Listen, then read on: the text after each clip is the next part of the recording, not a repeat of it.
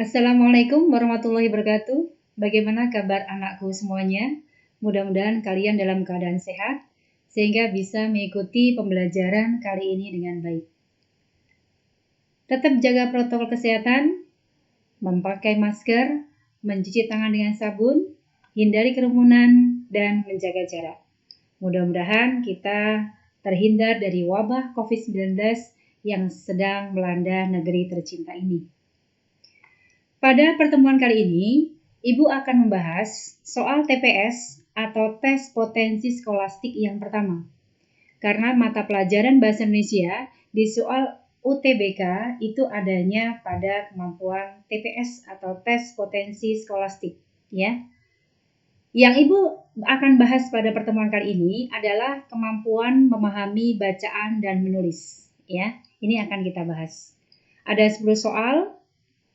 Silakan kalian simak dan perhatikan dengan baik.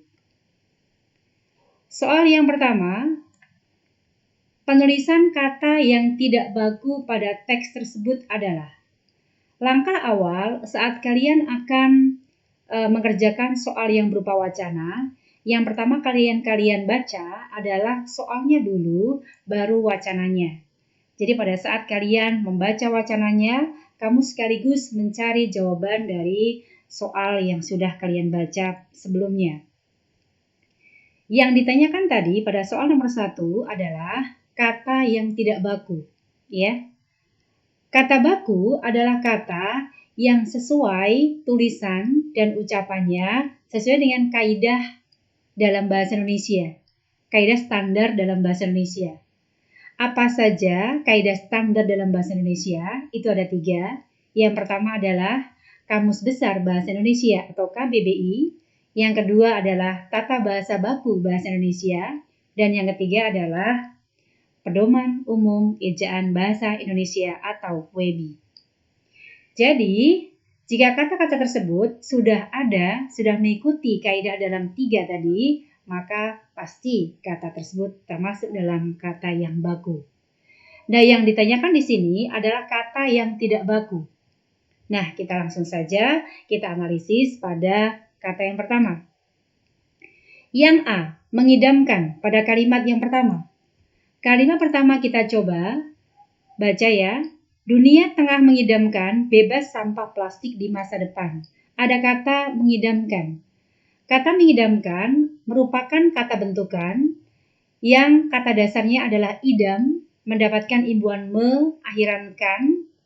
Jika kata dasar diawali oleh huruf vokal, contohnya adalah a, i, u, e, o, mendapatkan awalan me, maka akan berubah menjadi meng, menjadi misalnya adalah mengidamkan. Imbuhan me ditambah dengan idam, ditambah dengan kan menjadi mengidamkan, ya. Jadi kata mengidamkan sudah tepat. Mengidamkan berarti menginginkan. Kemudian pilihan yang kedua adalah kata tanggung jawab pada kalimat yang keempat. Kita lihat pada kalimat yang keempat, bagaimana tidak tanggung jawab terbesar sampah plastik ada di tangan produsen dan pihak pengusaha yang mampu mengatur dunia akan seperti apa. Di sini ada kata tanggung jawab. Tanggung jawab merupakan gabungan kata. Penulisan gabungan kata, jika belum mendapatkan apa-apa, maka terpisah. Belum mendapatkan awalan, belum mendapatkan akhiran, maka terpisah. Contohnya pada kata tanggung jawab. Tanggung spasi jawab. Jika mendapatkan awalan saja, misalnya menjadi bertanggung jawab, juga terpisah. Ya, bertanggung spasi jawab. Kemudian jika mendapatkan akhiran saja, misalnya lah ya, tanggung jawablah, maka juga dipisah. Tanggung spasi jawablah. Namun, jika mendapatkan awalan dan akhiran, misalnya adalah memperkan pada kata mempertanggungjawabkan, maka digabung. Jadi gabungan kata itu ditulis digabung jika mendapatkan awalan dan akhiran. Selain itu dipisah.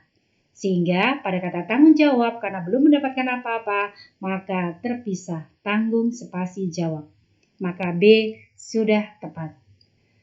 Kemudian yang C, pilihan yang C adalah hibah. Hibah pada kalimat yang kelima.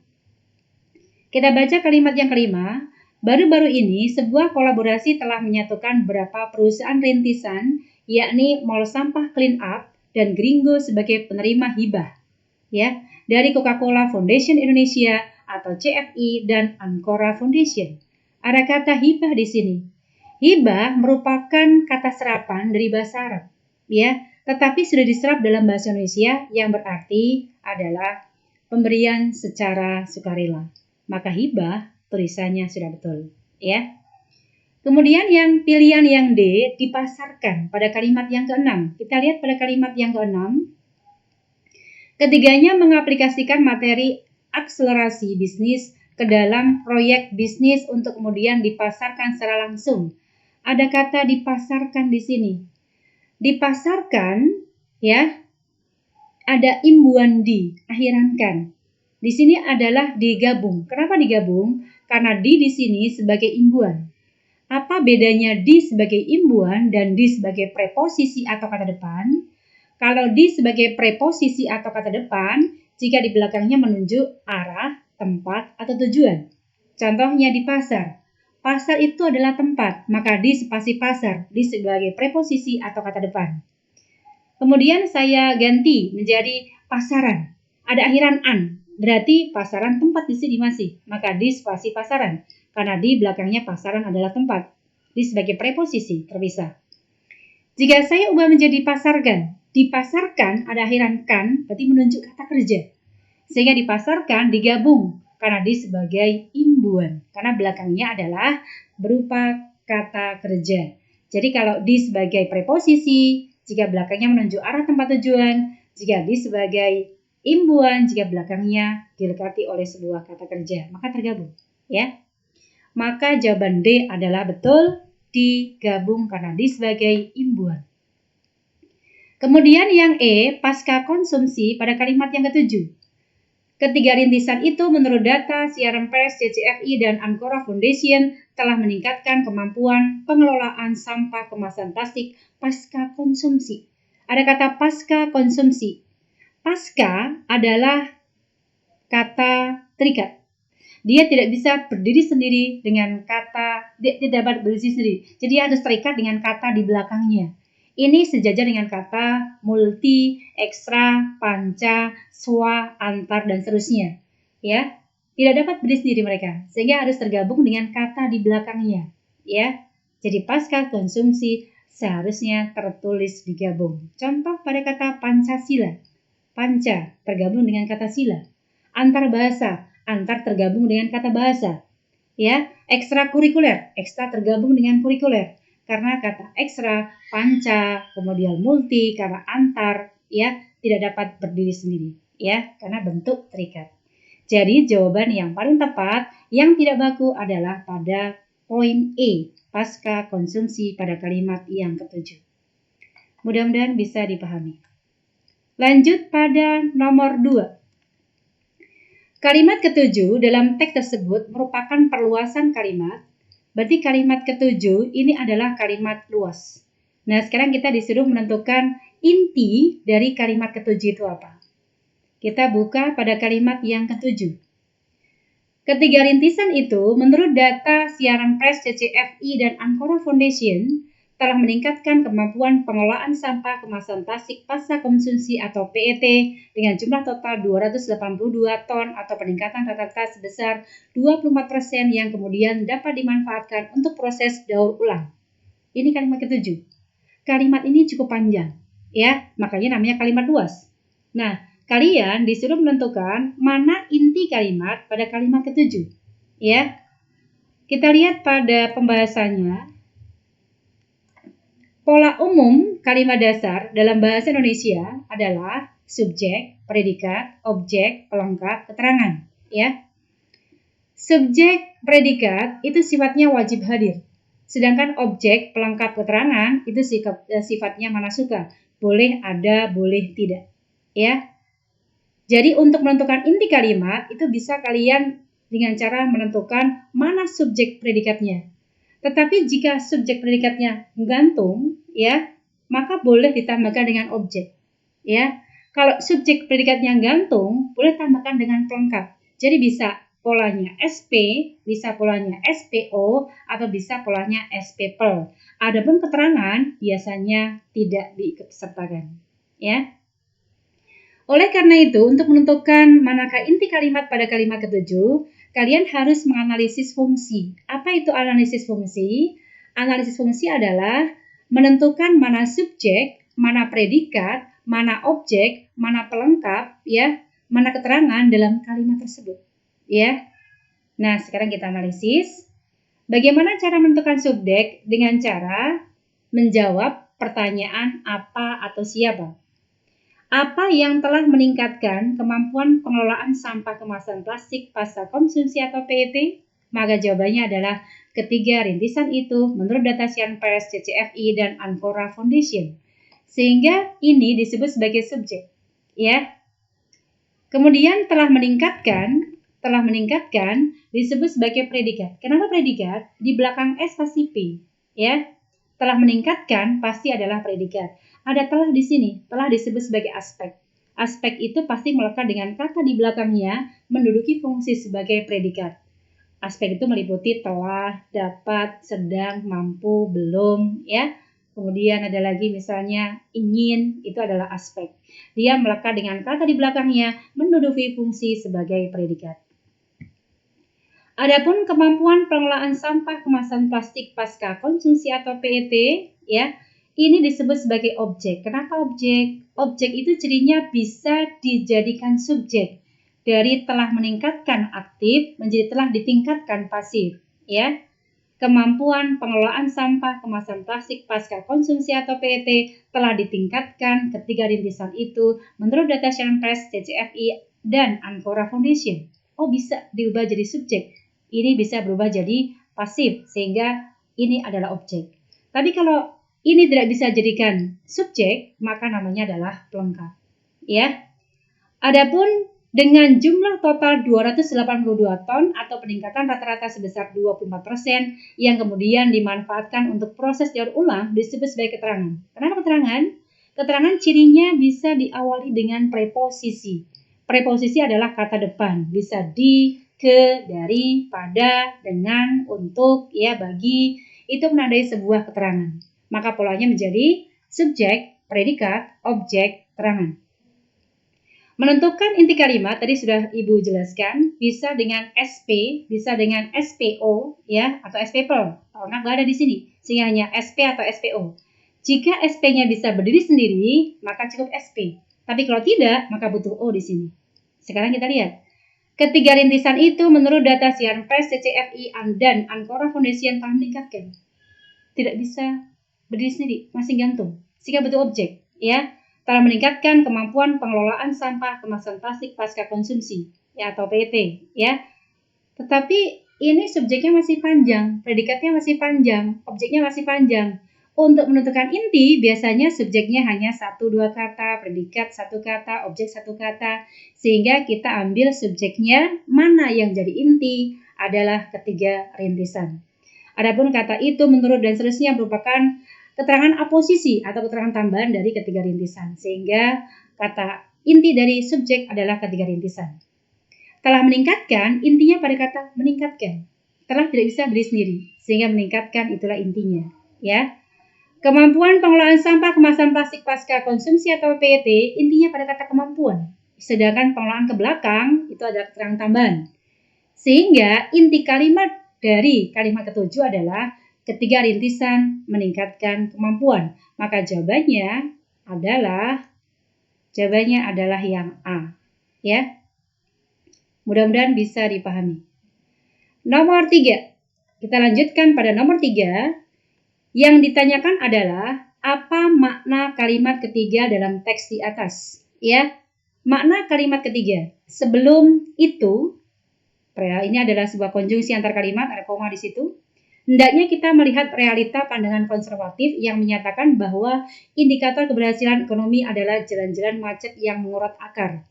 Sebelum menentukan inti makna sebuah kalimat, kita harus menentukan kata sulit atau istilah sulit yang ada pada kalimat tersebut. Pada kalimat ketiga, ya, ada kata konservatif. Konservatif dalam Kamus Besar Bahasa Indonesia berarti kolot, ya. Berarti adalah konservatif bermakna kolot, ya. Sehingga makna dari kalimat ketiga adalah sebelum penetapan kebijakan pajak penjualan atas barang mewah harus ditinjau terlebih dahulu adanya pandangan kolot yang berlaku di masyarakat bahwa salah satu keberhasilan ekonomi dapat ditinjau dari jalan-jalan yang macet karena kepemilikan kendaraan pribadi. Maka jawabannya adalah yang C, ya. Kemudian nomor 4. Nomor 4 yang ditanyakan adalah kata ini pada kalimat kedua mengacu pada. Ini disebut sebagai kata rujukan, ya. Nomor 2. Diskon PPNBM 0% ini menggunakan skema ditanggung pemerintah atau DTP dengan besaran 100% pada bulan pertama. Kata ini di sini disebut sebagai kata rujukan. Ini di sini, ya, menjelaskan kata atau frasa sebelumnya, pada kalimat sebelumnya. Apa yang diskon PPNBM 0%? Maka ini menjelaskan frasa nominal yaitu mobil baru. Yang diskon 0% adalah mobil baru. Sehingga jawabannya adalah yang A, mobil baru. Kemudian yang berikutnya nomor 8, ya. Yang ditanyakan adalah kalimat yang berupa fakta dalam tulisan tersebut terdapat pada nomor, ya. Sebelumnya kita harus tahu konsep fakta itu apa. Nomor 6 yang ditanyakan adalah opini. Jadi sekarang Ibu akan menjelaskan apa perbedaan antara fakta dan opini. Ya, di sini sudah kalian bisa simak, bisa dilihat ya dengan saksama. Fakta adalah keadaan atau peristiwa yang benar-benar ada atau terjadi di kehidupan nyata. Artinya peristiwanya itu memang ada dan sudah terjadi. Sehingga kata telah itu sudah menandai sebuah fakta karena sudah terjadi. Ciri-ciri fakta antara lain dapat diverifikasi, dapat dibuktikan kebenarannya, berisi data akurat mengenai kejadian, bersifat objektif, dan dapat menjawab pertanyaan 5W plus 1H. What, when, where, kemudian who, dan how. Ya, itu adalah sebuah fakta dan biasanya disertai dengan data angka, ya, biar menandai sebuah fakta. Sedangkan opini itu adalah pendapat, pandangan, gagasan, sikap, saran, atau solusi penulis terhadap suatu masalah atau kejadian yang sedang dibahas dalam artikelnya. Ciri-ciri opini antara lain tidak dapat diverifikasi, tidak dapat dibuktikan kebenarannya, bersifat subjektif, artinya relatif, orang bisa berpendapat berbeda, berdasarkan pendapat pribadi menurut X, berisi tanggapan penulis, menunjukkan peristiwa yang belum pasti terjadi, ditandai dengan kata kayaknya, mungkin, diperkirakan, ya. Kemudian menggunakan kata-kata yang sifatnya tidak pasti, ya. Dan menggunakan kata-kata yang sifatnya memberi saran atau solusi. Hendaknya, sebaiknya, patut, kita harus, ya. Itu merupakan sebuah tanda sebuah opini. Nah, sekarang kita akan melihat jawaban dari nomor 5 apa? Yang ditanyakan adalah kalimat yang berupa fakta. Nomor 1. Kita lihat nomor 1. Dalam 10 tahun terakhir, kita semua patut berduka. Oh, ada kata patut di situ. Ya, berarti itu sebuah saran. Ya, sehingga ini adalah sebuah opini. Nomor 3, maaf. Nomor 3, hal tersebut sepertinya tidak hanya terjadi. Ada kata sepertinya. Oh, berarti ini adalah sebuah hal yang belum pasti. Ya, tidak pasti, sehingga ini adalah sebuah opini. Nomor 4, universitas sepatutnya ini sebuah saran, ya, sebuah saran, maka disebut sebagai opini. Nomor 14, selain itu kehormatan universitas nampaknya, kata nampaknya juga belum pasti, ya, nampaknya, ya, sebuah pendapat, sehingga ini adalah sebuah opini. Nomor 15, hal tersebut membuat 805 ilmuwan dari berbagai universitas di dunia berkumpul di Bologna, ya. Ini sudah terjadi, memang terjadi bahwa pada tahun 1988 terjadi berkumpulnya 605 ilmuwan di Bologna. Sudah terjadi peristiwanya, sehingga itu disebut sebagai sebuah fakta. Maka jawabannya adalah nomor 5, jawabannya adalah kalimat yang ke-15, ya. Lanjut pada soal nomor 6. Kalimat yang berupa opini dalam tulisan tersebut terdapat pada nomor 12, 13, 14, 15, 16. Sekarang kita langsung analisis dari nomor 12 sampai 16. 12 di sini sesuai akar historis bahasanya, dalam bahasa Latin universitas disebut Universitas Magistrorum et Scholarium atau komunitas kaum terpelajar dan seterusnya. Ini merupakan penjelasan dari historis bahasa, ya, secara historisnya, ya. Jadi ini adalah pengertian dari bahasa secara historis, maka ini pasti adalah sebuah fakta. Nomor 13. Universitas telah memiliki marwah. Kata telah menandai sudah terjadi, adalah sebuah fakta. Nomor 14. Selain itu, kehormatan universitas nampaknya berarti masih berupa suatu hal yang masih belum pasti. Sehingga ini adalah 14 adalah sebuah opini. 15. Hal tersebut membuat 805 ilmuwan. Tadi sudah, ini sebuah fakta, sudah terjadi, ya. 16. Berdasarkan buku Who Rules the World, ya, 2016 karya Noam Chomsky, universitas, di sini bahwa sudah ada kata, sudah tertera, ya, bahwa universitas itu berisi lebih banyak ilmuwan intelektual dan tertera dalam buku, ya, Who Rules the World. Jadi memang sudah terbukti kebenarannya, sehingga ini adalah sebuah fakta. Maka jawabannya opini adalah kalimat nomor 14. Jadi jawabannya adalah yang C, ya. Mudah-mudahan bisa dipahami fakta opini. Nah, sekarang kita masuk pada soal nomor 7. Yang ditanyakan adalah kalimat tidak efektif dalam teks tersebut terdapat pada, ya. Kita cek pada nomor 13. Ternyata di sini universitas telah memiliki marwah, ya. Ketidakefektifan sebuah kalimat bisa ditandai dengan munculnya kata tidak baku dalam kalimat tersebut, ya. Kata marwah itu kata bakunya adalah muru'ah, ya. Kata bakunya adalah muru'ah, bukan marwah, ya. Di sini. Jadi kalimat tidak efektif, ya, bisa ditandai dengan adanya kata marwah yang seharusnya adalah muru'ah, ya. Dalam Kamus Besar Bahasa Indonesia, muru'ah berarti kehormatan diri, harga diri, dan nama yang baik, ya. Jadi pada kalimat 13 tidak baku karena tidak efektif karena mengandung kata yang tidak baku, yaitu kata marwah seharusnya muru'ah, ya. Nomor 8, makna kata dogma pada kalimat ke-7 adalah, kalimat ke-7 kita lihat. Pembangunan rasionalitas dan hegemoni doktrin dan dogma. Dogma untuk menentukan makna suatu istilah atau kata, kalian bisa melihatnya dalam Kamus Besar Bahasa Indonesia, ya. Dalam Kamus Besar Bahasa Indonesia, dogma berarti pokok ajaran tentang kepercayaan dan sebagainya yang harus diterima sebagai hal yang benar dan baik dan juga bermakna keyakinan tertentu, ya. Dengan demikian, makna dogma adalah kepercayaan, keyakinan, atau pokok ajaran. Maka jawabannya adalah D. Jika kamu tidak bisa memaknai, kamu tidak mungkin pada saat ujian, kamu tidak mungkin bisa membuka KBBI, maka kamu bisa melihatnya pada makna sesuai dengan konteks kalimatnya, ya. Jadi silakan kalian sesuaikan dengan konteks kalimatnya, maka maknanya apa?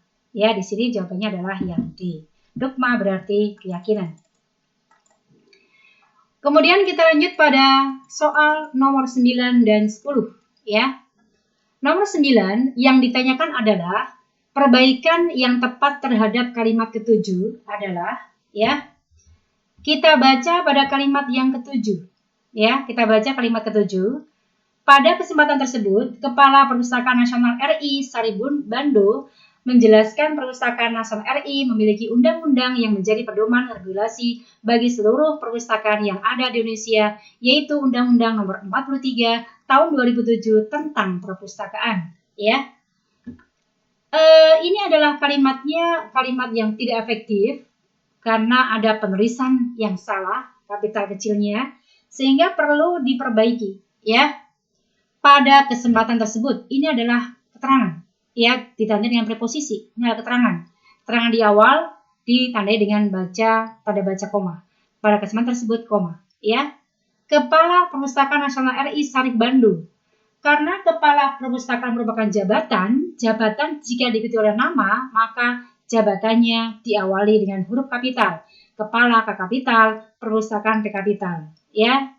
Kemudian yang berikutnya, Kepala Perpustakaan Nasional RI Sarip Bandung. Sarip Bandung merupakan aposisi atau keterangan tambahan dari Kepala Perpustakaan Nasional RI. Sehingga Sarip Bandung wajib diapit oleh tanda baca koma karena merupakan aposisi atau keterangan tambahan. Contohnya pada kata Jokowi, Presiden RI, ya.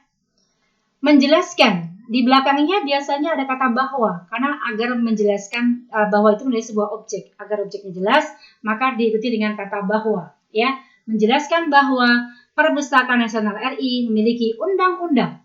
Undang-undang di sini tanpa nama, maka kecil. Lembaga instansi, ya, tanpa nama, tanpa diikuti oleh nama, maka kecil. Undang-undang kecil, ya, U depan, U belakang kecil. Tapi kalau diikuti oleh nama, Undang-Undang Dasar 1945, maka undang-undang U depan kapital, U belakang kapital, karena diikuti oleh nama.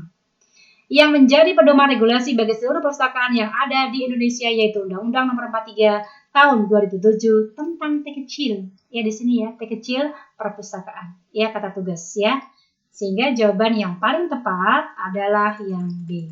Ya, yang paling tepat adalah yang B.